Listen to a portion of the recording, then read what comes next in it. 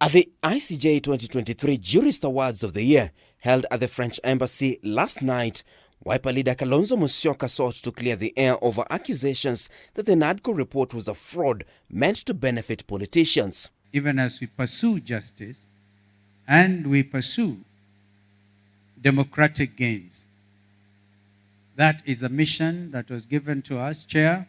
It was not the political class. It was a result of Kenyans shedding blood and police not being held accountable for use of live bullets. Her co-principal, Martha Karua, had on Thursday trashed the report on grounds that it had nothing to do with Kenyans. Following the cost of living protests and subsequent unlawful use of force and firearms by the police, the political class came together to form a national dialogue committee,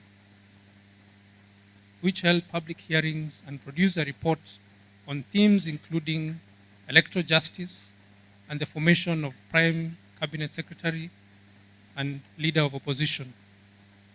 ICJ Kenya will continue to monitor these developments to protect Kenyans' constitutional, democratic and human rights. Kalonzo says among the recommendations forwarded to the head of state and Azimio leader Raila Odinga is the formation of a commission to probe cases of brutality against Kenyans who took to the streets in protest of the high cost of living. We have made a recommendation that the two principals who put together the team would also consider putting together a commission to look into the excesses that are committed by the police.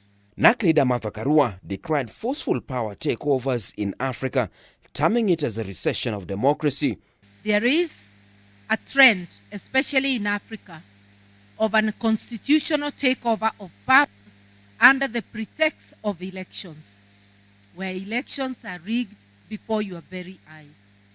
This has happened in North Africa, in East Africa, in Central Africa, virtually everywhere in Africa. Karua chided the African Union as the biggest impediment to democracy, while applauding the increasing coups within the continent.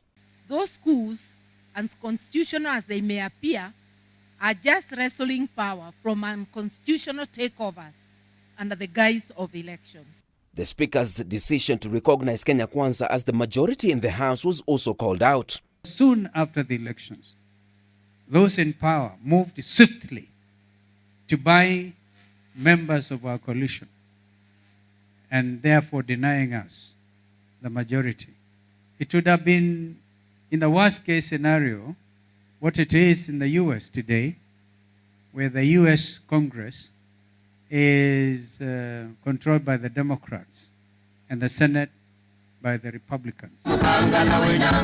During the ceremony, lawyer Dudley Ochiel, who led the case against the defunct BBI, was named a Jurist of the Year at the ceremony. To be honored by ICJ Kenya, an esteemed organization dedicated to promoting the rule of law, human rights, and democracy in Kenya, is a deeply moving experience. I think we heard a very strong statement for His Excellency about the abolition of death penalty. My country has gone through that. It has not been easy. It was a fierce debate in Parliament.